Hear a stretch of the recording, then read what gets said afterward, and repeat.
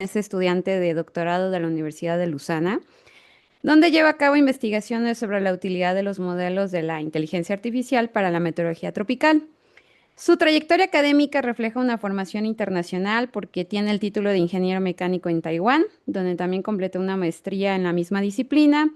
Luego continuó su formación en la Universidad de Grenoble en Francia, donde completó una segunda maestría enfocada en la mecánica de fluidos ambientales. Actualmente, bajo la tutoría del Dr. Tom Beauclerk, su trabajo se centra en utilizar los modelos atmosféricos neuronales como el AIF del Centro Europeo para predecir la intensidad de los ciclones tropicales. Entonces, pues muchas gracias, Milton, por tu tiempo, por venirnos a visitar. Estamos muy contentos de que estés aquí. Entonces, adelante con tu presentación.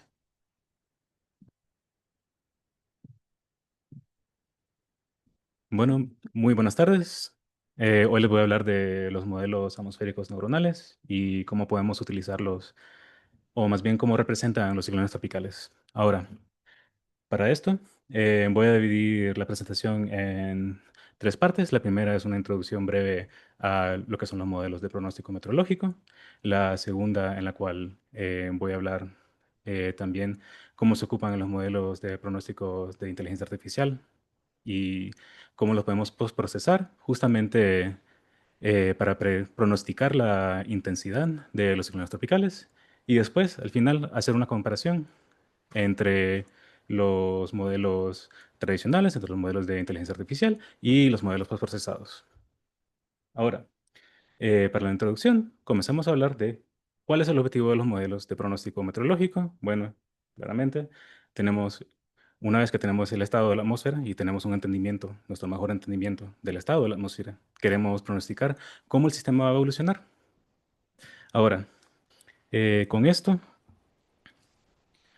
se utiliza el estado anterior de la Tierra para hacer el pronóstico y vamos a hablar de cómo se trata de manera tradicional. Ahora, tradicionalmente comenzamos con estimar las condiciones iniciales de la atmósfera. Esto lo hacemos por medio de datos satelitales y también con el estado de la Tierra, según nuestro mejor entendimiento, con modelos anteriores, ya sea los modelos atmosféricos, oceánicos, Tierra, etc. Una vez que tenemos esto, ocupamos un modelo atmosférico en el cual vamos a utilizar las leyes de la física, además de, como estamos haciendo una simulación a una resolución específica, tenemos que tomar en cuenta también los procesos que pasan a una resolución submaya. Y entonces ocupamos esta información y vamos a hacer un pronóstico del tiempo. Ahora, esto, además, una vez que tiene el pronóstico a un tiempo adicional, se puede repetir el proceso de tal manera que uno pueda tener un modelo autorregresivo que nos va diciendo cómo va a evolucionar el sistema atmosférico. Ahora, ¿cuál es uno de los grandes problemas con esto? Requiere el uso de mucha potencia computacional. Estamos queriendo resolver ecuaciones físicas, eh, ecuaciones diferenciales parciales en una malla que cubre toda la Tierra y tenemos que considerar también los diferentes niveles verticales y por eso corremos estos modelos con supercomputadoras. Muchas gracias. Ahora, eh, no, dejó de moverse. Bueno, aprovechamos el tiempo.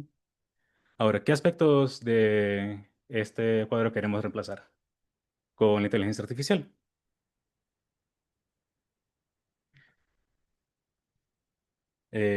Queremos, si tomamos en cuenta nuevamente la parte de las condiciones iniciales, el modelo atmosférico y el hecho de que tenemos un sistema autorregresivo o un pronóstico autorregresivo, podemos tomar en cuenta que queremos reemplazar aspectos particulares del modelo que estamos utilizando. Por ejemplo, las parametrizaciones submaya pueden ser bastante costosas al momento de querer hacer un pronóstico. Entonces, una de las tendencias que hay también es reemplazar las parametrizaciones con modelos de parametrización que utilizan la inteligencia artificial. Ahora, también se puede tomar otra decisión y decir, bueno, eh, si yo ya tengo un entendimiento del estado actual de la atmósfera, no tengo necesariamente que utilizar todas las ecuaciones físicas y las parametrizaciones submaya para hacer el pronóstico del tiempo, sino que puedo utilizar un modelo de inteligencia artificial para hacer el pronóstico y aplicarlo de manera autorregresiva. También existe la posibilidad de utilizar un método que realmente evite incluso el paso de tener las condiciones actuales por medio de la asimilación de datos. Entonces, pasar directamente de las observaciones satelitales y las observaciones de las diferentes estaciones meteorológicas y a partir de estos datos, pronosticar cuál va a ser el estado de la atmósfera en el futuro, que a eso se le llaman los end-to-end models. ¿En qué nos vamos a enfocar hoy? En los modelos que buscan reemplazar el modelo atmosférico. Es decir, voy a tener mis condiciones iniciales a partir de los modelos numéricos tradicionales, junto con la asimilación de datos y las operaciones satelitales, para ocuparlos como condiciones iniciales y así hacer el pronóstico de la evolución de la atmósfera por medio de la inteligencia artificial. ¿Por qué queremos utilizar la inteligencia artificial? Bueno, el primer paso es porque cuando los ocupamos para inferencia, es decir, cuando ya tenemos el modelo entrenado y queremos hacer un pronóstico, son mucho menos costosos para correr. Para darles una idea de más o menos cuánto, uno puede correr un modelo de estos con un solo GPU, digamos un GPU A100, lo cual en términos de capacidad computacional es mucho menos que un clúster en el que se tienen que utilizar un montón de procesadores y un montón de memoria para poder correr eso. Ahora, el otro punto muy importante también es que a partir de los estudios se ha visto que las predicciones que producen estos modelos son bastante acertadas. Tengamos aquí, por ejemplo, aquí comparamos los pronósticos de un modelo de Google, de DeepMind, que se llama GenCast, que es un modelo de conjunto, y contra el modelo de conjunto de la ECMWF, que es eh, el cuerpo de la Unión Europea que se dedica al pronóstico de mediano plazo. Y podemos ver de que de manera general, si uno evalúa utilizando el CRPS, que es, déjame buscar exactamente cómo se llama, la puntuación de probabilidad clasificada continua en español, podemos ver de que de manera general, en- con la excepción de estas áreas, que es bastante alto en la atmósfera a muy corto plazo, los valores que produce el conjunto de GenCast da una mejora en comparación a las predicciones hechas por el conjunto de la ECMWF. Ahora, no podemos hablar de las ventajas sin hablar de las desventajas. Estos modelos tienen un muy alto costo computacional al momento de querer entrenarlos. ¿Qué tanto? Bueno, tomemos el caso del modelo de la ECMWF y podemos ver de que toman 64 GPUs a 100, lo cual es bastante, y utilizarlos por una semana entera para poder entrenar el modelo. Claramente, esto es algo que generalmente lo pueden hacer, ya sean centros muy grandes o las grandes empresas, y por eso vemos de que muchos de los modelos están hechos por grandes empresas, llámese Google, llámese Huawei, llámese Nvidia. Además, se les requieren una gran cantidad de datos de entrenamiento. En términos de los modelos de que vamos a hablar hoy, todos están entrenados utilizando ERA 5. ¿Por qué? Porque tenemos un largo historial de ERA 5 y sabemos de que es nuestro mejor entendimiento del estado atmosférico en el pasado. Desafortunadamente, eso significa que los modelos también heredan los sesgos de los datos de entrenamiento. Ahora, ¿qué les presento aquí? Aquí les presento un gráfico de un estudio en que estaban comparando cómo está representado la intensidad de los ciclones tropicales en ERA 5 contra las observaciones que tenemos. Y podemos ver de que de manera general la intensidad está subrepresentada en ERA 5 y esto es un fenómeno que no se da solamente en ERA 5, sino que de manera general lo vemos en todos los reanálisis. Parte de eso también se debe al hecho de que hay una limitación de resolución y si estamos viendo campos de viento a una resolución menos fina, claramente la intensidad va a ser mucho más difícil representarla. Además, vamos a hablar específicamente los modelos, según cómo se entrenen, también van a tener ciertos comportamientos no deseables. En este caso vamos a hablar de las predicciones borrosas. ¿A qué me refiero con predicciones borrosas? Si tomamos un modelo determinístico, por ejemplo, que nos da una sola predicción para el estado de la atmósfera y entrenamos el modelo de inteligencia artificial para que reduzca el error promedio y tomamos este campo, por ejemplo, es el campo con un horizonte de 5 días, vemos de que los campos, en este caso de viento, son bastante suaves. Y tomemos en cuenta además de que las predicciones son autorregresivas, es decir, mayor es el horizonte, mayor esperamos de que los campos sean suaves. Comparémoslos con el de 6 horas. Y ahí pueden ver mucho más estructura en los vientos.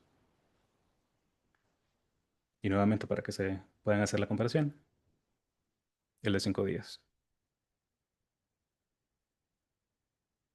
Ahora, comencemos a hablar de los diferentes tipos de modelos de IA que vamos a encontrarnos para reemplazar los modelos atmosféricos.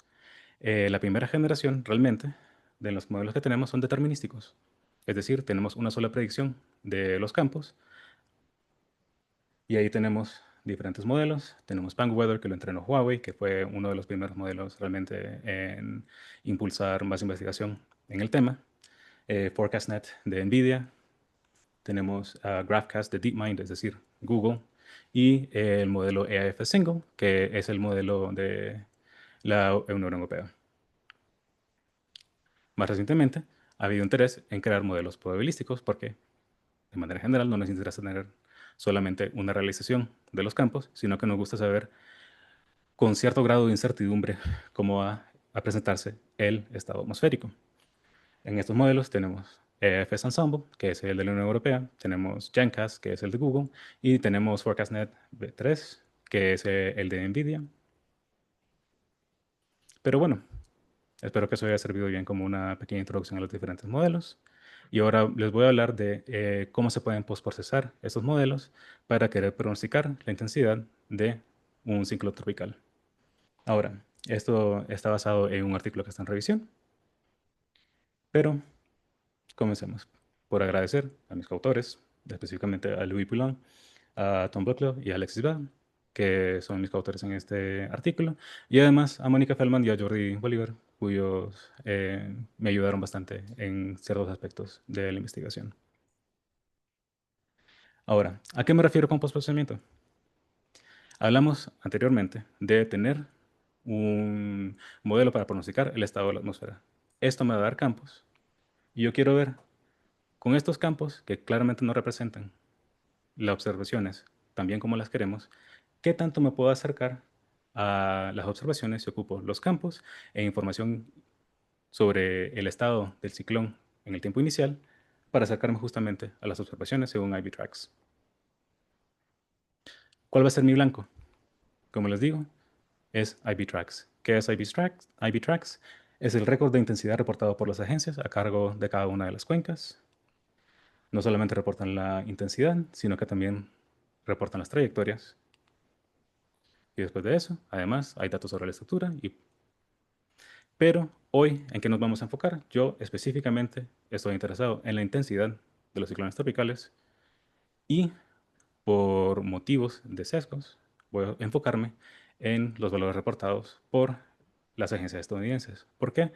Justamente las diferentes cuencas están a cargo de diferentes agencias meteorológicas y las diferentes agencias meteorológicas tienen diferentes definiciones para lo que es el viento máximo.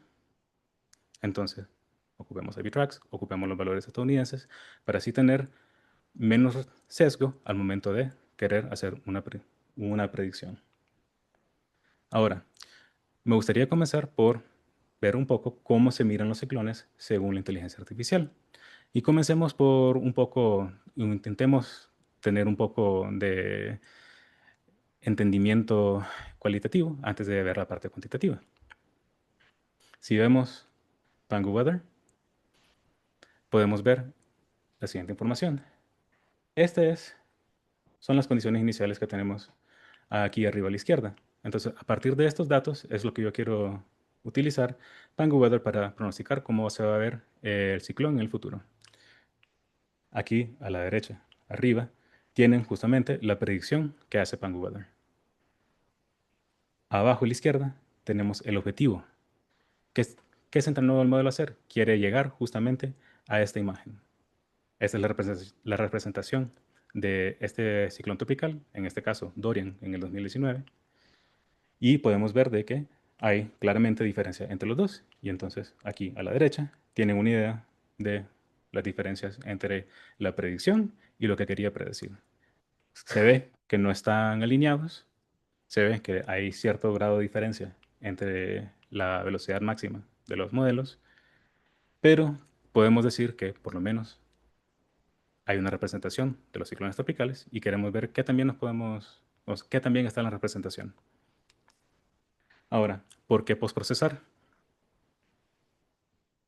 Ya sabemos de que hay un sesgo de subrepresentación de la intensidad de los ciclones tropicales en grado 5 y viendo que ese es el objetivo de estos modelos, pues tenemos que buscar la manera de acercarnos más a la realidad. Y les recuerdo, ¿a qué grado es el sesgo de la subrepresentación? Además, uno de los puntos importantes es que según la manera en que hagamos o que rastreemos los ciclones tropicales, podemos ver que cambian los resultados, en el sentido de que van a haber diferentes tormentas, especialmente en las tormentas menos intensas, que no van a ser encontradas en las salidas de estos modelos. Ahora, eso lleva a la pregunta, ¿qué marco voy a utilizar para el procesamiento? Bueno, voy a ocupar un marco ingenuo, es decir, lo que decidí explorar en el paper, en el artículo. Comencemos con el hecho de que tengo el pronóstico. Ya vimos que cómo funciona la parte del pronóstico y la parte regresiva. Y yo digo, ok, ya tengo el campo a nivel mundial. Yo tengo una idea de dónde está el ciclón. Tengo la posición inicial. Entonces, voy a centrarme en el punto, en el tiempo donde voy a comenzar a hacer el pronóstico. Y voy a ocupar un marco, un cuadro alrededor de este punto para acortar los campos que voy a analizar en en los pronósticos del futuro. Ahora, una vez que tengo esos campos, voy a aplicar ya algoritmos, uy, ¿por qué se ve raro? De postprocesamiento. Voy a ocupar diferentes niveles de complejidad, desde modelos de regresión lineal múltiple hasta redes convolucionales, redes neuronales convolucionales. Y a partir de ellos voy a producir dos tipos de pronóstico, tanto los pronósticos determinísticos, aquí simplemente haciendo una sola predicción para cuál va a ser el valor, o si no, predecir una función de probabilidad. Ahora, una de las preguntas que espero que tengan es cómo vas a escoger el tamaño del cuadro. Si consideramos que vamos a tener una tormenta y queremos ver cómo va a evolucionar, tenemos que tomar en cuenta que la tormenta se va a mover en ese cuadro. Ahora, como no estoy ocupando un método de rastreo, tengo que dibujar un cuadro en el que me permita saber que dentro de ese cuadro, de manera general, voy a tener la tormenta. Porque si la tormenta no está en el cuadro en el futuro, pues estoy haciendo una predicción basada sobre lo que puede ser efectivamente ruido. Aquí, ¿qué es lo que vemos? Si yo agarro el dato histórico en mi set de entrenamiento para ver qué tanto se movieron los ciclones, si agarro el promedio, me da una cajita de, digamos, 13 grados, pero claramente no solamente quiero agarrar el promedio, sino que quiero asegurarme que la mayor cantidad de tormentas se quedan dentro del posible. Entonces voy a buscar cómo que se mantengan el porcentaje mayor sin que sea exagerado, por así decirlo, el tamaño del cuadro. Y lo que decidimos hacer es quedarnos con un cuadro de 30 grados. ¿Por qué? Porque ahí vemos que se mantienen, en este caso, hasta el 95% de las tormentas dentro del plazo máximo que vamos a analizar. Y de manera general, vamos a tener que mantener el cuadro. Muy alegre. Ahora, el siguiente paso que van a decir, pues no es demasiado grande. ¿Eh? Bueno, aquí vamos a hablar de la lógica detrás del marco. Como les decía, La primera razón por la cual evitar o por cual utilizar el marco es para evitar los métodos de rastreo, porque nuevamente el método de rastreo va a influenciar mucho cuáles son las tormentas que vamos a encontrar. Y yo me estoy poniendo en un marco en que yo ya sé que tengo una tormenta y quiero saber cómo evoluciona. Entonces, si yo ya tengo una tormenta que me interesa, que esas las podemos encontrar y tenemos buenos métodos para hacerlos, ¿cómo voy a hacer para querer tener una idea de cómo va a evolucionar la intensidad si no necesariamente va a estar en las predicciones del modelo atmosférico o el modelo IA en este caso? Además, esto permite tener cierta flexibilidad para escoger los tiempos de antelación. Es decir, si voy a hacer un pronóstico a 6 horas, a 12 horas, a 18 horas, si ocupamos los métodos tradicionales, tenemos que tener cada uno de los pasos temporales del modelo. Con este marco puedo decir, ok, si bien es cierto, necesito tener todos los tiempos para poder hacer la predicción, puedo decidir no hacer ciertos pasos porque no estoy haciendo un rastreo y así tener costos computacionales menos al momento de querer hacer una predicción. También, nuevamente, tengo menos datos, lo cual, pero sí tengo el gran problema de cuál es el tamaño del dominio, porque como se imaginarán, tienen un dominio muy grande y si el dominio es así de grande, puede haber más de una tormenta. Entonces, ¿cómo vamos a querer resolver el problema del tamaño del cuadro? Bueno, podemos aplicar una máscara temporal. Ya vimos que tenemos los datos históricos. Entonces podemos hacer una máscara radial que a medida que vamos haciendo un pronóstico que va avanzando en el tiempo, vamos aplicando una máscara más y más grande para así buscar cómo retener la mayor cantidad de datos y tener una idea de dónde va a estar, o que por lo menos tengamos cierta confianza de que la tormenta va a estar dentro del cuadro que vamos a utilizar para predecir. Ahora, hablando un poco de los datos de entrenamiento, eh, hay que verificar que los datos de entrenamiento y los datos de validación y los datos de prueba sean por lo menos comparables. ¿Por qué? Si yo tengo un modelo de inteligencia artificial, lo entreno sobre datos y después lo evalúo sobre datos cuya distribución no tienen nada que ver, se va a volver un problema de extrapolación y no un problema de interpolación. Y sabemos de que la inteligencia artificial, siendo un modelo estadístico, si uno quiere generalizar a datos que no ha visto, muy probablemente van a tener muchos problemas. Aquí por lo menos podemos ver de que si vemos las distribuciones por píxeles, hay cierta correspondencia. No son exactamente igual, lo cual es normal, pero tenemos un cierto grado de confianza de que los datos de entrenamiento y los datos de validación son lo suficientemente cercanos como para que podamos informar nuestro entrenamiento del algoritmo. Ahora, nuevamente, antes había hablado de la parte determinística y la parte probabilística. ¿Qué tipos de modelo voy a utilizar?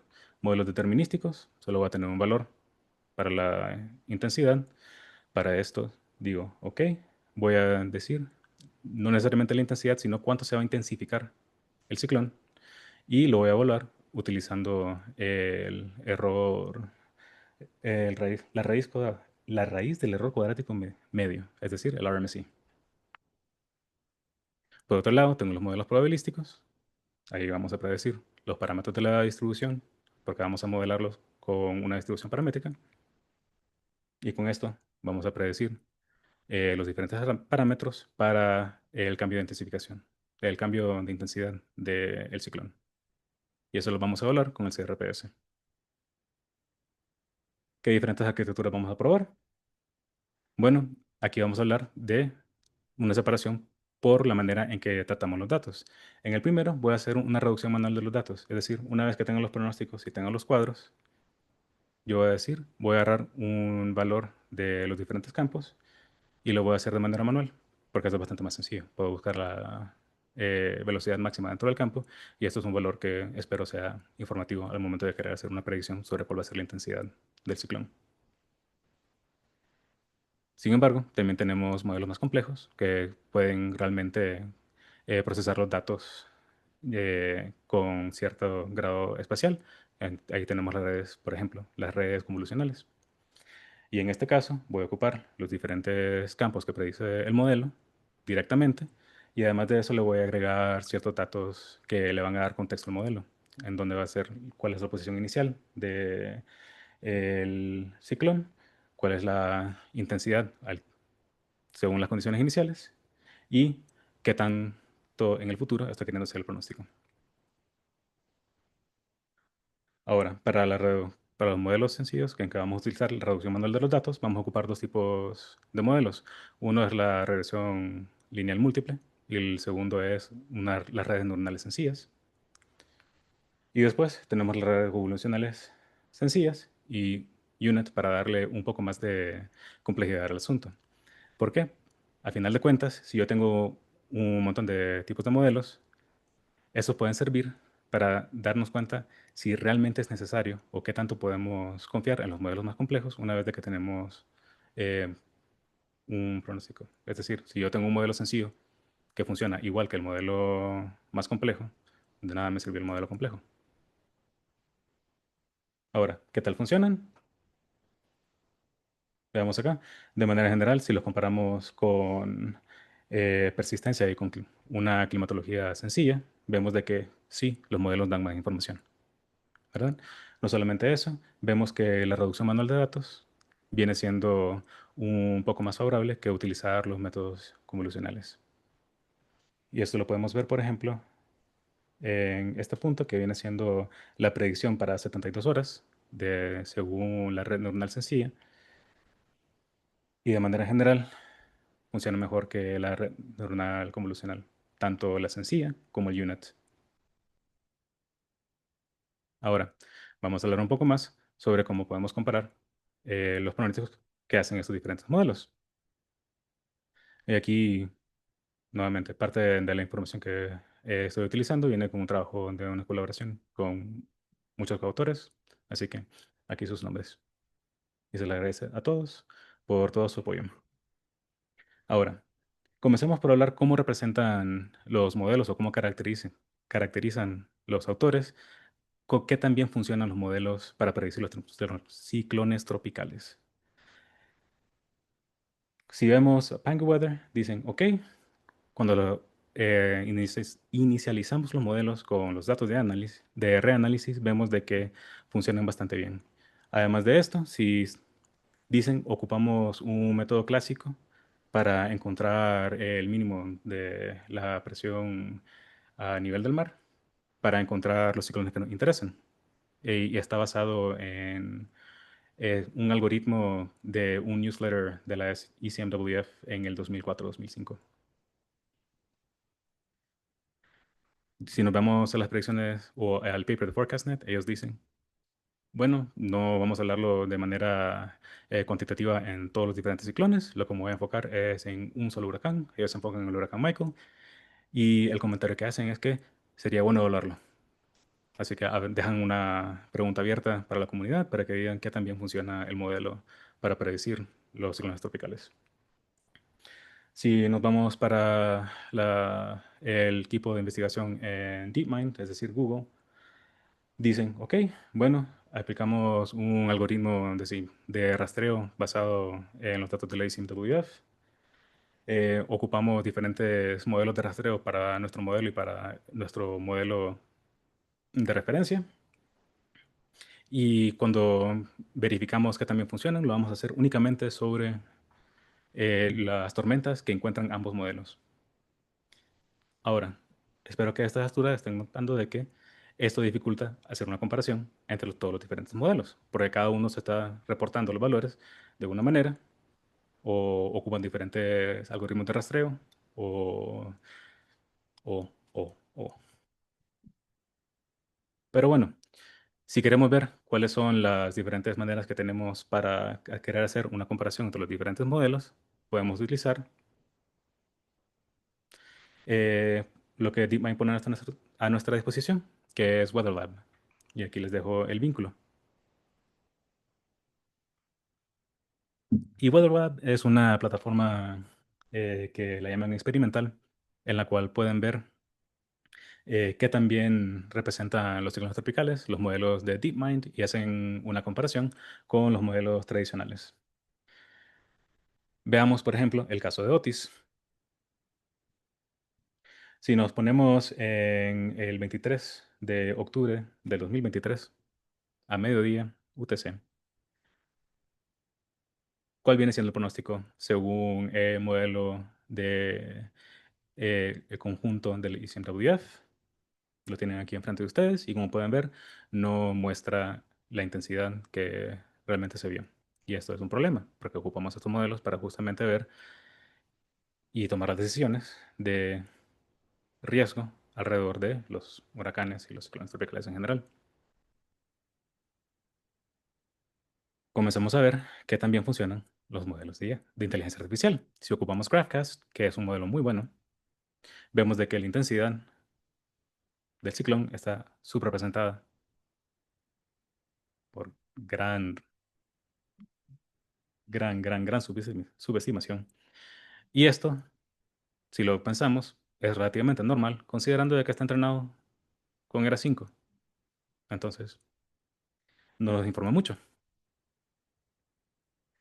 Si agarramos el modelo probabilístico de DeepMind igual, sí, es un modelo probabilístico, pero representa más o menos el mismo problema. Está entrenado con ERA 5, tiene su conjunto, sí hay variabilidad, pero la intensidad está subrepresentada por un alto margen.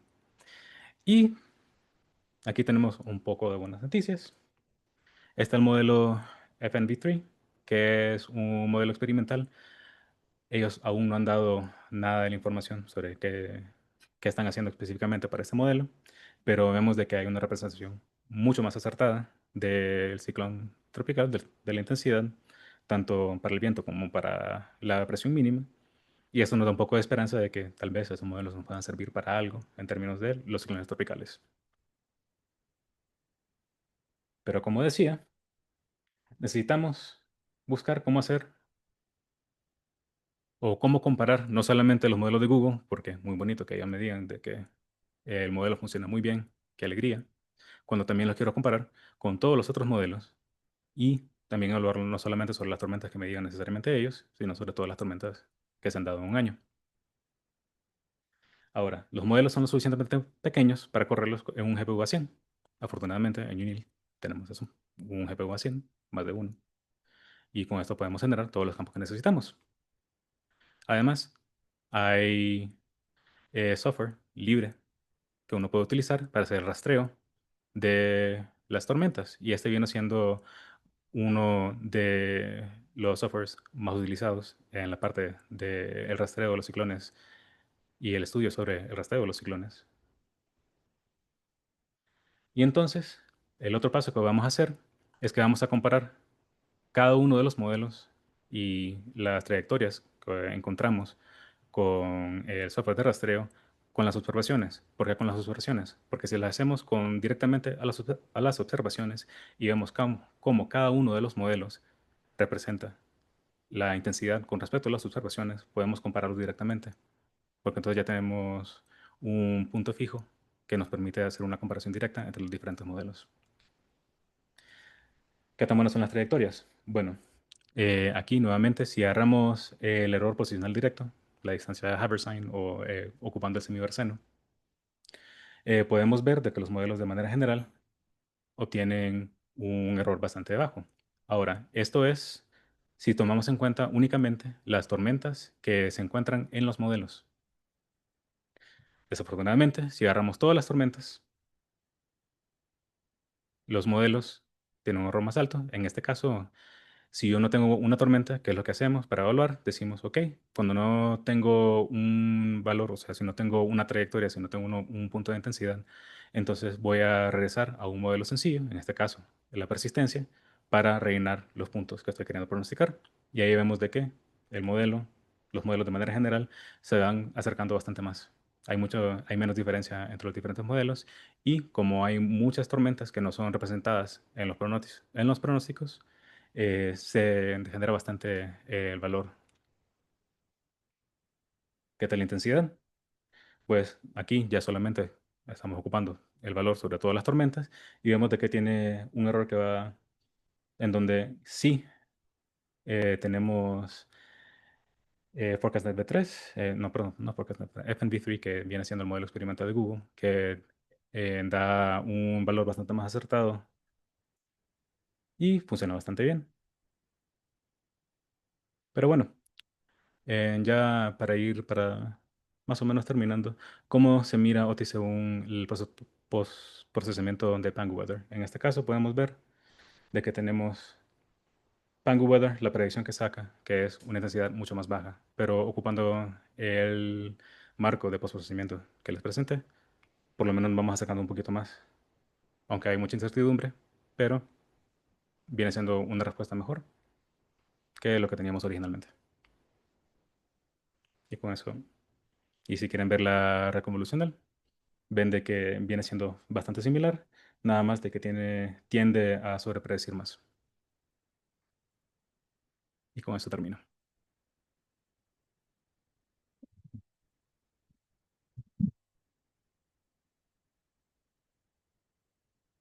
Bueno, sí, sí se escucha. Pues muchas gracias, Milton, por la explicación de las redes neuronales. Coincido contigo en que es un problema grande para todos los países no tener una capacidad computacional como la del Centro Europeo para poder correr estos modelos en tiempo real, ¿no? Entonces, todo lo que tiene que ver con inteligencia artificial da como una promesa de que podamos nosotros como país poder implementar algo para nuestra región. Entonces, muchas gracias. ¿Tienen alguna pregunta que quieran hacer aquí en los asistentes? ¿No? ¿Todo súper claro? Sí, doctor. Gracias por la charla. Una pregunta, cuando pusiste lo de las ventanas estas que las reduces, Sí, eh, ahí cómo mete uno, por ejemplo, la gran escala, haz de cuenta que está una tormenta y hay un frente, ¿no? Y entonces eso va a bloquear esa tormenta, la va a desviar, etcétera. Esa sería una, ¿no? Y otra, mucho de lo que mostraste tiene que ver con la trayectoria. Pero, por ejemplo, ¿qué me dices? Y vientos, ¿no? De la densidad. Eh, Casi siempre se omite los campos de precipitación, ¿no? Que es una variable súper importante para la cuestión social. Eh, ¿Cómo crees que se verían estas cosas si uno trata de comparar con las lluvias? O sea, que están asociadas a esos huracanes. O sea, ¿se degradaría todavía más la estimación?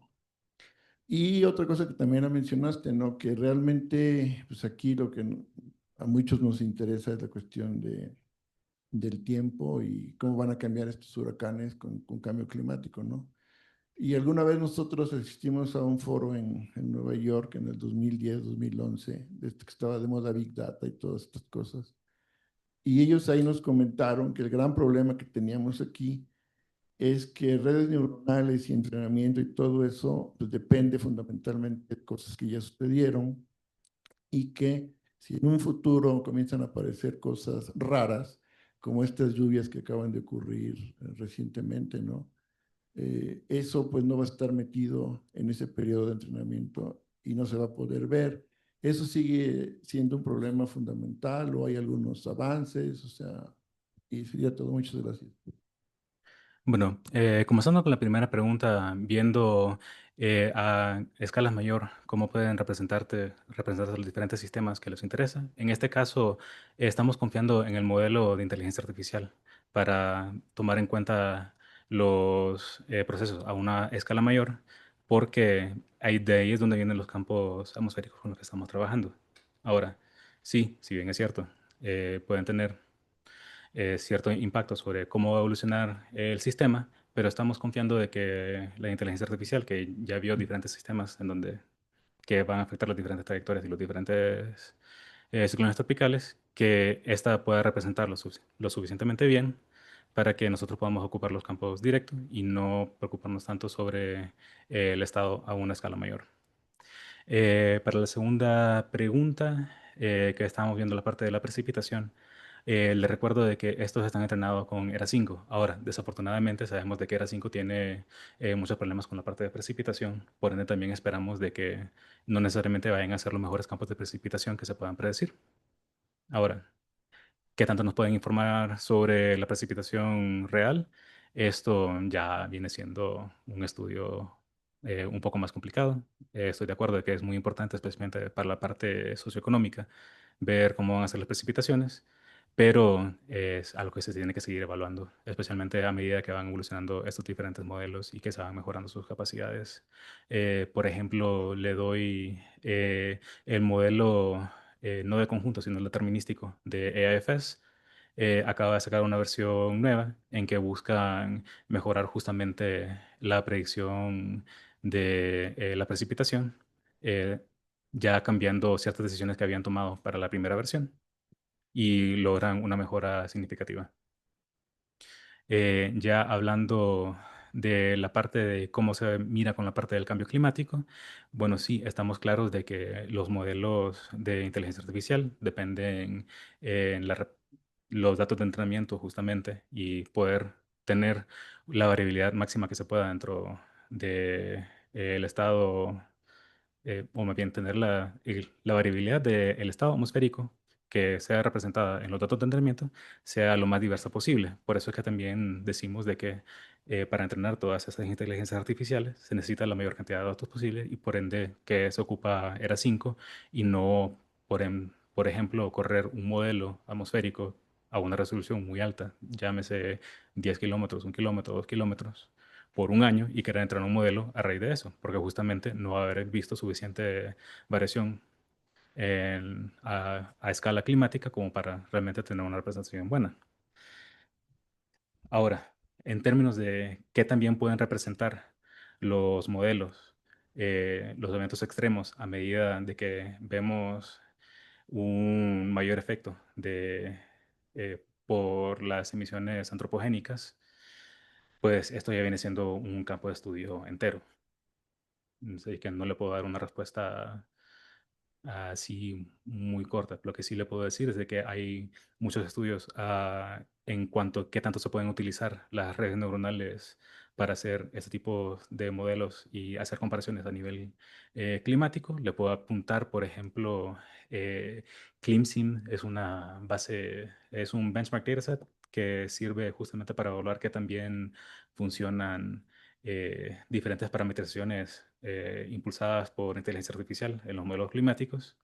Y sí, hay diferentes grupos que están trabajando en ver qué también podemos o qué tanto podemos confiar en los modelos que están utilizando además la inteligencia artificial para hacer pronósticos a escalas de tiempo climáticas para tener realmente mejores estudios y mayor variabilidad en nuestros pronósticos, especialmente porque una de las grandes ventajas que nos dan los modelos de inteligencia artificial es justamente que no requieren tantos cómputos una vez de que ya están entrenados y por ende, en vez de tener un conjunto de 10 miembros, 15 miembros, para querer hacer un pronóstico a largo plazo, correr modelos ya sean conjuntos de escala 100 o más. Ok, muchas gracias. ¿Alguien más? Primero acá y luego yo. Hola, muchas gracias por la presentación. Yo tengo una duda y es si los errores que se encuentran actualmente con los modelos de inteligencia artificial, a fin de cuentas, son los mismos que tienen los modelos dinámicos actuales o realmente es un poco difícil saber cuál es la raíz de esos errores, a diferencia de los modelos dinámicos. Muchas gracias. Bueno, si estamos hablando de los diferentes errores que vamos a tener en la parte numérica tradicional y la parte de los modelos de inteligencia artificial, van a haber ciertos que van a estar relacionados, ¿verdad? En el sentido de que si vemos, por ejemplo, los errores que se dan por la parametrización de su proceso submaya, digamos, en el caso de los ciclones tropicales es muy importante la convección y generalmente muchos modelos no van a correrlos a una resolución suficientemente alta como para que la convección se dé de manera natural, sino que hay que parametrizarla. Ese tipo de error se va a encontrar en ambos modelos porque, bueno, los datos de entrenamiento tenían ese error y los datos de los modelos numéricos tradicionales van a tener ese error. Así que en ese caso tendríamos algo que viene siendo la misma causa de raíz. Sin embargo, hay otros errores que se tienen que ver justamente también con la manera en que se tienen los diferentes modelos. Como estaba diciendo anteriormente, si uno agarra un modelo de inteligencia artificial y lo entrena queriendo minimizar el error promedio, una de las cosas que va a hacer el modelo va a querer suavizar los campos, especialmente cuando los pronósticos son a un plazo mucho más largo. Entre más voy al futuro, más me voy acercando a algo que el modelo quiere buscar, por decirlo así, una climatología, y el error va a ser justamente por la manera en que estamos queriendo entrenar el modelo. Entonces, no necesariamente van a ser el mismo tipo de error, y los errores van a ser un poco diferentes dependiendo también de si estamos hablando de los modelos determinísticos, que justamente se entrenan con esto, o si no los modelos probabilísticos, que ya ocupan una función de error que le permite al modelo ser un poco más expresivo, pero que al mismo tiempo, de alguna manera, va a introducir sus propios sesgos por la manera en que se tiene que entrenar.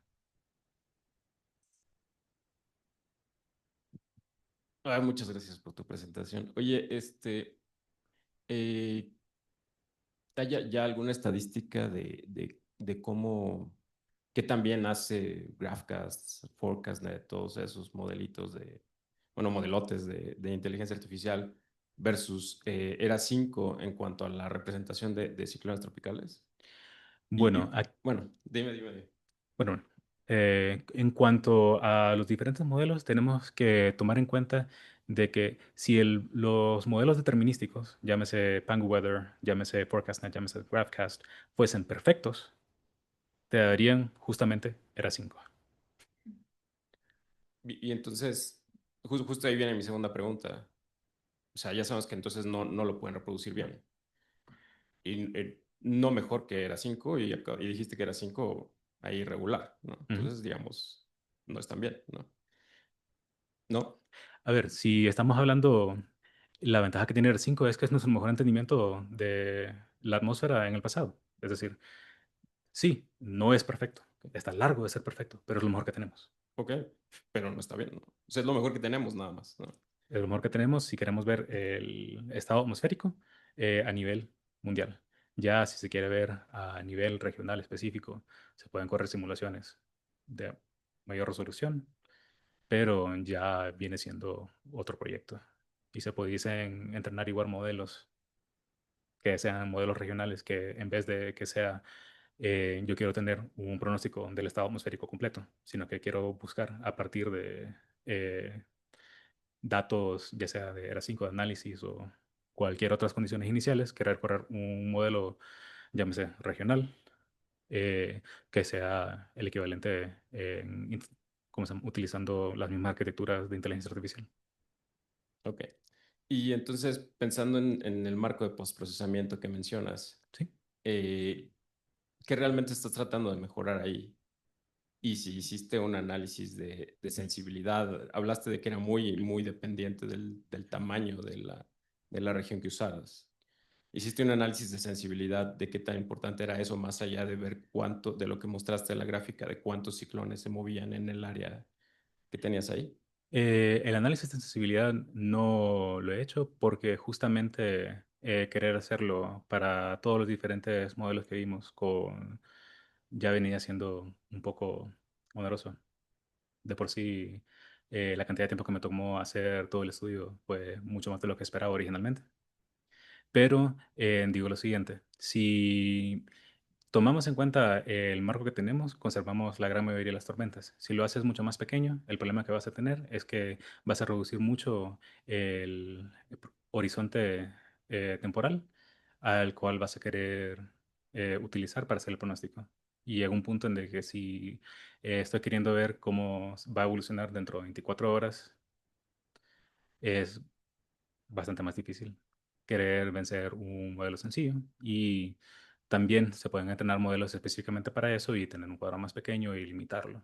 Simplemente era una manera de querer ver qué también representan realmente estos modelos de inteligencia artificial, los ciclones tropicales, postprocesándolos de una manera muy ingenua. Por eso es que también mencioné el hecho de que es un modelo de procesamiento bastante ingenuo, en el que solamente estoy diciendo, ok, voy a agarrar el viento, voy a agarrar dos variables que sé que se representan bastante bien según Weatherbench, que viene siendo otra evaluación en que comparan que también los diferentes modelos representan las diferentes variables atmosféricas y por eso utilicé el potencial a 500 hectopascales y la temperatura a 850 hectopascales, porque son, además de ser posiblemente útiles para querer localizar el ciclón, te pueden dar un poco de información.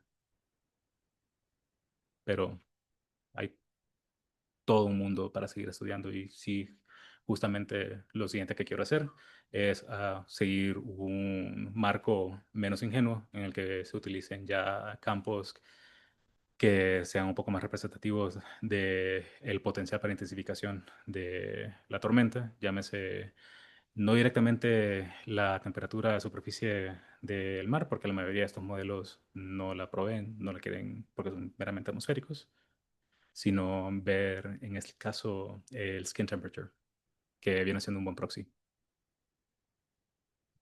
Muy bien, muchas gracias. Muy, muy bonito trabajo. Gracias. Gracias. Ok, tenemos otra pregunta. Muchas gracias, Milton, por tu presentación.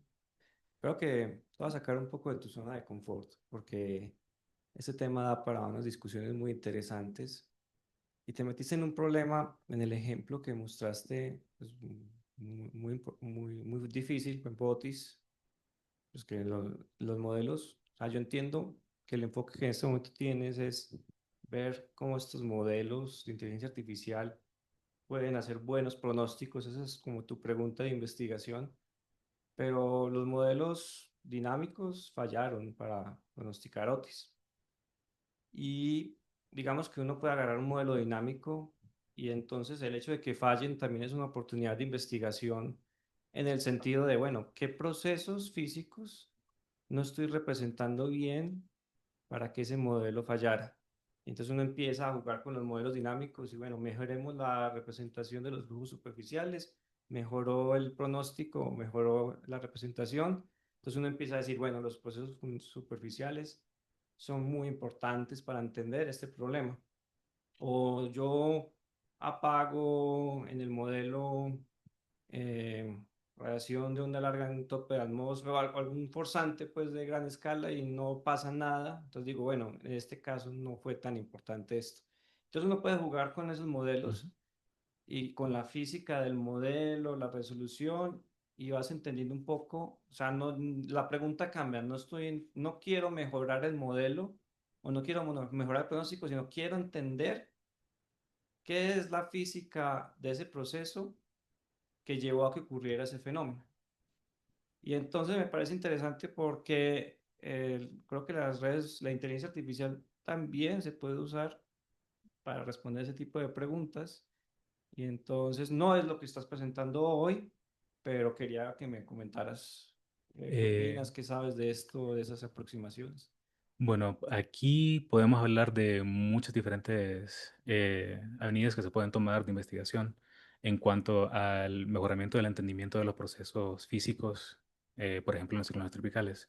Le puedo apuntar específicamente al trabajo de uno de mis colegas de doctorado, justamente Frederick Yatin-Tam, que él lo que está viendo es justamente qué nos puede decir la inteligencia artificial eh, en cuanto a la importancia del proceso bueno, no el proceso, a la contribución de la radiación de onda corta. Fue para, él está haciéndolo sobre María, si mal no recuerdo, para ver qué tanto afectó la evolución. Y la manera en que lo hace es diciendo, ok, bueno, voy a agarrar la información que tengo de los diferentes campos, voy a hacer una reducción de dimensionalidad y voy a buscar la manera de ver qué tanto me informa esta reducción sobre la evolución del modelo, o sea, que viendo si yo estoy ocupando la reducción de la radiación de onda corta y veo de que los datos me son útiles para predecirlo hasta un horizonte de un día, 2 días, y después, ya después, no me vienen ayudando del todo, eso significa que esos datos probablemente no sean muy útiles o que el proceso que en donde estamos viendo, donde realmente viene siendo, donde viene dando un poco más de información, viene siendo en hasta cierto horizonte. Desafortunadamente, no me ha tocado presentar su trabajo.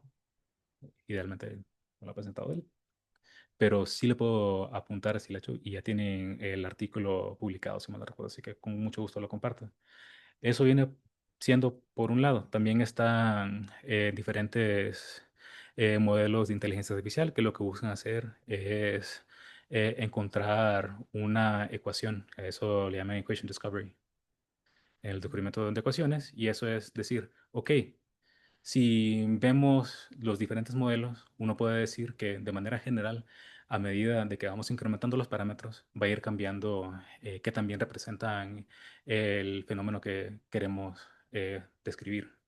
Ahora, si tienen un modelo muy sencillo, generalmente va a haber un problema al momento de querer, o va a haber un límite de que también podemos representar el proceso que nos interesa. A medida que vamos agregando más términos, se va volviendo más complejo, pero va a tener una representación mejor. No tengo... el- hay una figura muy bonita que describe lo que se llaman los Pareto fronts, que es justamente buscar como la demarcación sobre qué tanto, qué tanto puedo reducir los parámetros manteniendo el mismo grado de, digamos, poder predictivo de los diferentes modelos. Y lo que más nos interesa hacer con la inteligencia artificial en este caso es decir, ok, si yo tengo una inteligencia artificial que me puede dar un valor mucho más acertado de eh, un fenómeno físico, por ejemplo, ¿qué tanto puedo reducir o cómo puedo simplificar este modelo sin quitarle el poder predictivo y realmente conseguir información nueva, un modelo más sencillo a partir de lo que se encontró de los datos de análisis y tener una representación más, un poco más compleja que lo que se tenía antes, pero manteniendo un eh, valor de certeza, por así decirlo, más cercano a lo que tiene la red neuronal. En este caso, tuvimos a un estudiante de maestría que su proyecto de tesis justamente fue buscar una ecuación un poco más compleja para representar la precipitación en el trópico para ciertos procesos y le puedo compartir la tesis que está justamente en la página de nuestro grupo. Muchísimas gracias. Una pregunta aquí de chismoso, Sí. porque tú estás trabajando en un grupo pues, que he escuchado mucho de ellos desde hace ya varios años. Y una de las preguntas de investigación que trabaja, por ejemplo, tu asesor, o que ha trabajado pues, con distintos grupos de Austria, de Francia y de Alemania, es sobre la organización de la convección. Ujú. ¿Sabes qué están trabajando sobre ese tema? En particular con redes neuronales, que me parece, Actualmente, sí.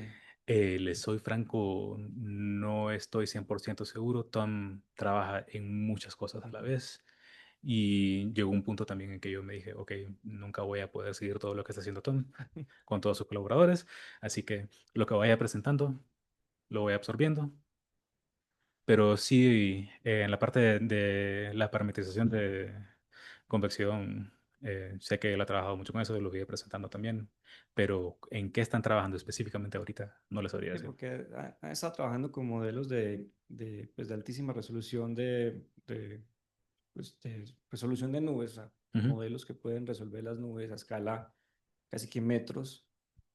Y entonces ahora que están metiendo ya en esto también de redes de inteligencia artificial, pues sería bastante interesante ver qué resultados habían sobre ese tipo de modelos que ayuden a entender la organización de la convección, pero a través de redes neuronales. Bueno, de estos métodos en general. Sí, pues de manera general el artículo, sí sé que Tom sacó un artículo que tiene que ver justamente con suplantar la parametrización de convección con métodos de redes neuronales, pero nuevamente, aquí sería en este caso invitar a Tommy, estoy seguro de que él pudiera dar mucho más datos.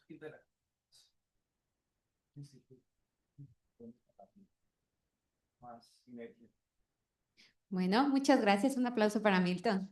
Muchas gracias. De parte del instituto te tenemos una constancia que te hago gracias. entrega. Te vamos a tomar una fotito. Y te agradecemos mucho por Muchas tu gracias. presentación. Muchas gracias. Muchas gracias.